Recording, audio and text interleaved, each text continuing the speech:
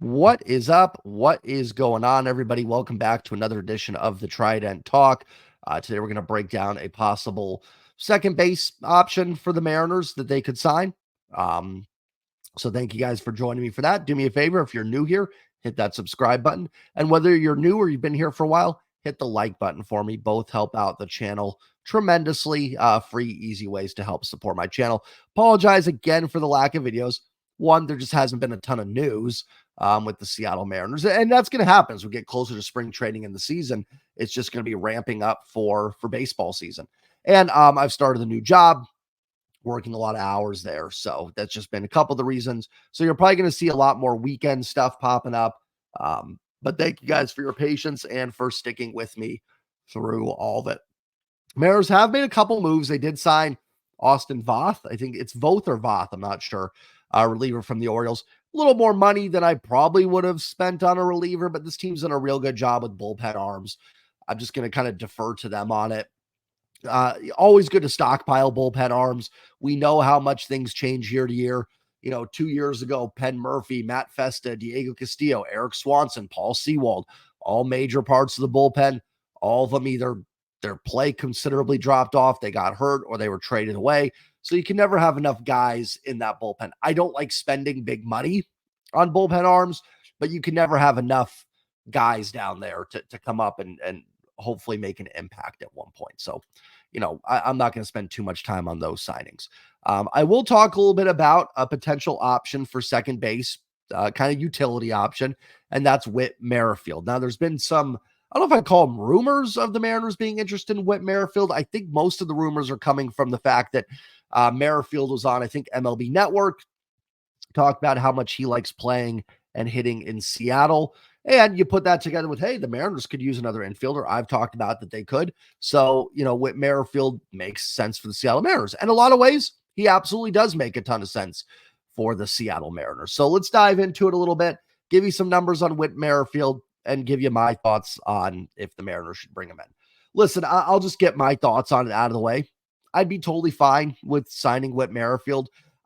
Again, I feel like I say this a lot. I don't know how much it moves the needle. Whit Merrifield's offensive numbers have not been great. There may be some reasons to that I'll get into. Good defender, good base stealer, good base runner, can play multiple positions.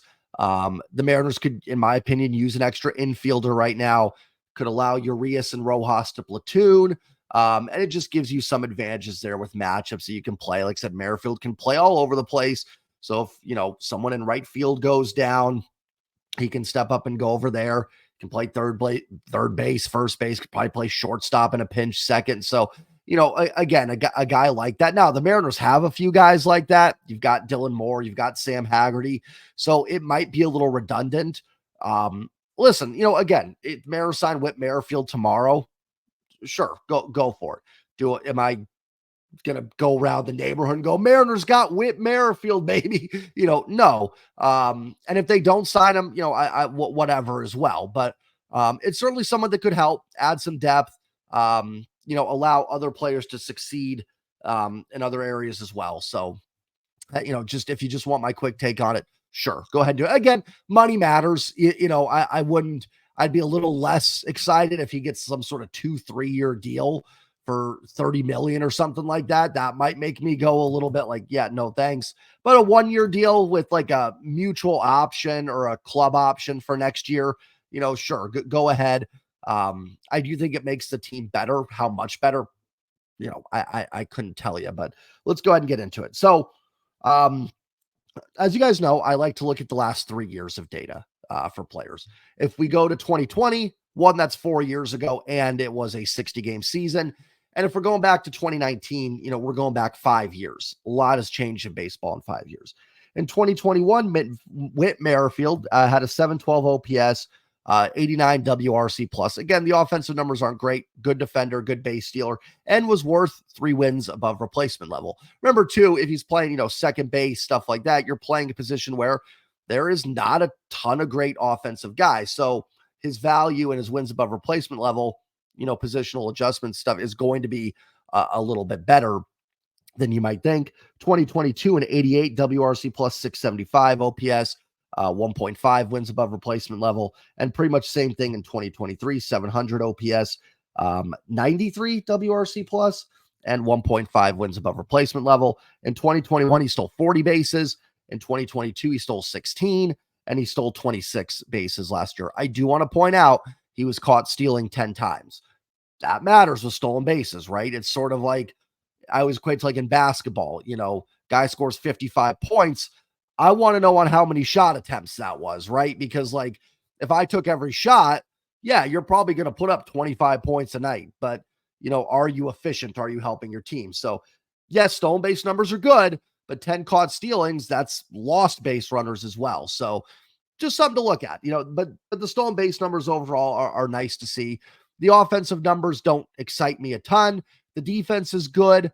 So, and again, that positional flexibility is nice as well. And while the bat isn't great, it's not a disaster, as well. If you go to his Savant page, I can't pull it up. I don't have it up right now. Not the prettiest in the world. Essentially the things that Whit Merrifield is really strong at, he does not strike out. And so you're going to get a guy that puts the ball in play. I've talked about that a bit, where double-edged sword is the wrong term, but like I'm all for cutting down on strikeouts, right? The less you strike out, that's better. Putting the ball in play allows chance for runners to score, guys to move up. You'd rather have that. At the end of the day, I also always say we're debating outs. We're debating how a guy's making an out, and at the end of the day, is a strikeout so much less valuable than grounding out to third base? In my opinion, not really. Now, again, I'm all for cutting down on strikeouts with good players. I wouldn't take, Whit Merrifield strikes out less than Julio. I'm not going to be like, oh gosh, get Whit Merrifield in center and get Julio out. You know what I mean? It's not that drastic for me, but it is a good thing. Someone that can come in, put the ball in play, good veteran, been around the league a while, bring some veteran leadership to the clubhouse. I do want to talk about a little something with the offense. And I'm going to pull up from Twitter here, a kind of a Twitter thread that Ty Dan Gonzalez did. He's been on the show. If you haven't watched that yet, go back and do it. Give him the credit. Ty's from Locked On Mariners. If you're not subscribed yet to them, go ahead and do it. One of the best Mariners podcasts there is. And Ty kind of had a good thread here, talking about Whit Merrifield. So let me see if I can bring that up here. And Ty says it better than I could, so let's go through it a little bit. I'll read it if you guys can't see it here.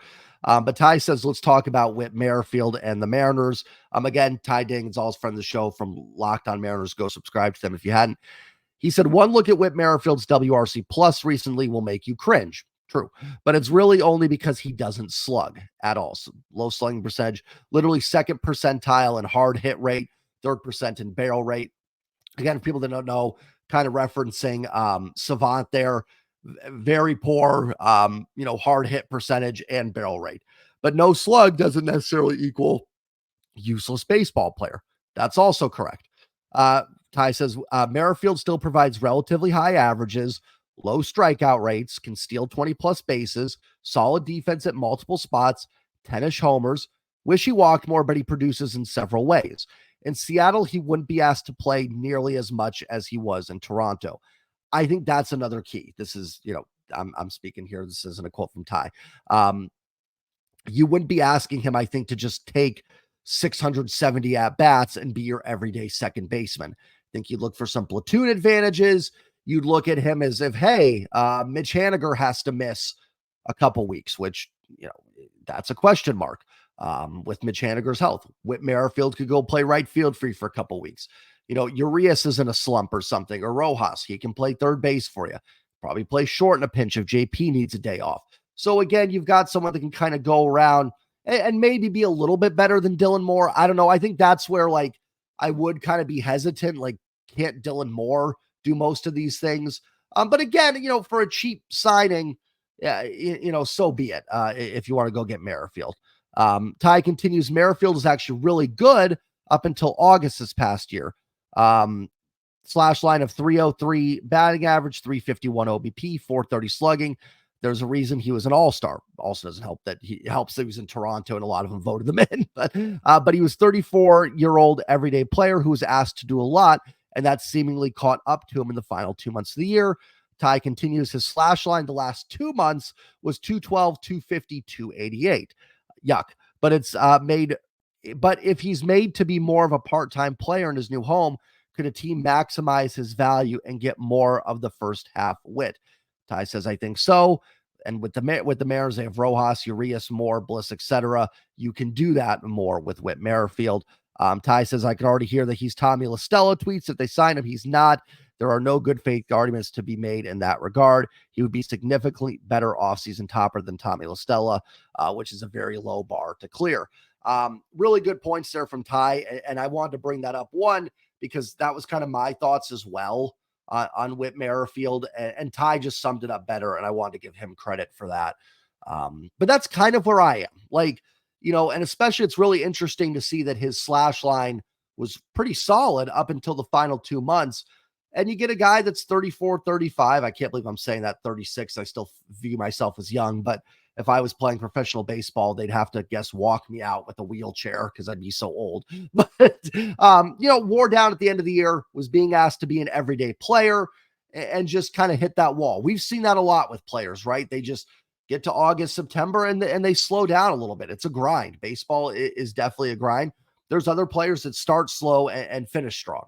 And hopefully with Whit Merrifield, if you sign him, you can avoid that by not asking him to necessarily be an everyday player, someone that can, like I said, I'm repeating myself, but play a little third, play a little second, come in if, Mitch Haniger, someone has to miss time, or Rojas has to miss time. He can come in and do that and add some value. Good base stealer, good defender, hits for enough of an average in OPS where it's not great, but he won't kill you. Stuff like that, and can hit left-handed pitching. And provide some solid depth. Listen, do I think Whit Merrifield's a little redundant on this team? Yeah, you've got Dylan Moore, you've got Sam Haggerty. I'm not convinced that Whit Merrifield gives you a ton more than those guys do. But there's also nothing wrong with, having Sam Haggerty in AAA to start and seeing if Whit Merrifield can give you a little more value out of that. There's other signings the Mariners have made this year, like, with Mitch Garver, with the trade for Mitch Haniger and Luke Raley. They need those guys to produce. You need Mitch Haniger. If you are going to win this division, get in the playoffs, you're going to need Mitch Haniger to give you at least something close to 2022. Luke Raley has got to produce similar to what he did last year. Mitch Garver has got to produce.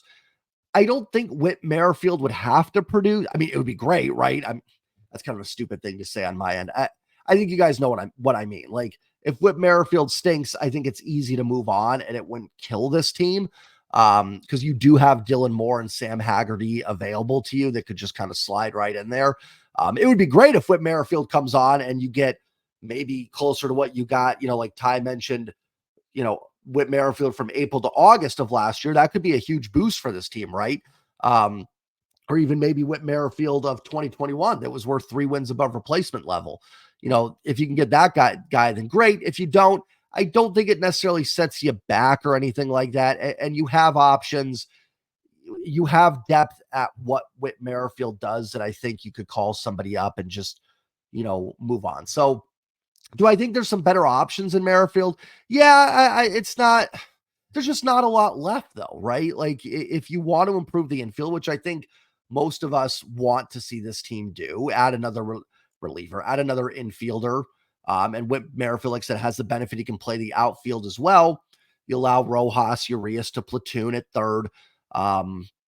I think we're all for that. And all the options left, guys, have flaws. Unless they're trading for someone that I don't know about that is a superstar, you're going to be picking up someone that can be here or there. I don't put a ton of stock in the fact that Whit Merrifield's numbers in Seattle are good. I think it's 86 plate appearances, which, let's be honest, that's 17 to 20 games. No player should be judged on 17, 20 games. Now, I'd rather have him have a history of hitting well here than not hitting well here, but I don't think it matters just as much as the fact that Mitch Garver in 33 at-bats does not have a hit in T-Mobile Park. That's 7, 8 games. Don't really care about that stuff. That's all extremely small sample size issues. Again, rather be in the Whit Merrifield shoes where they've at least, it's a better side. It's better than not hitting well here, but I just don't think that matters too much. So, with Merrifield, to me, throw him in that mix with, Solano, Rosario, all those type of guys that I talked about last week. If you sign them, great. If not, I'm not going to lose sleep over it. Wouldn't go running down the street celebrating the Whit Merrifield signing, but there's certainly a lot of scenarios where adding him could be a nice little move for the team that could help. And if it didn't work, I don't think it necessarily kills this team either. So, count me in. I'm all for this team trying to get better. I'm with Ty. I don't think that would be like a Tommy La Stella type move. The problem with La Stella wasn't a good hitter, couldn't play anywhere in the field, so you're already limited. Whit Merrifield, at the very least, is going to give you some stolen base value and defensive value. So let me know what you guys think in the comments down below. Do you want Whit Merrifield? Indifferent? I guess you could kind of put me in the indifferent category on it. Like, cool if they do it. If not, whatever. But I did want to talk about it because it does seem like a realistic option. I know Jerry has liked Whit Merrifield in the past. So let me know your guys' thoughts on it. And then I will catch you all later. Have a great night, everybody. Enjoy your weekend. And as always, go Mariners. Peace.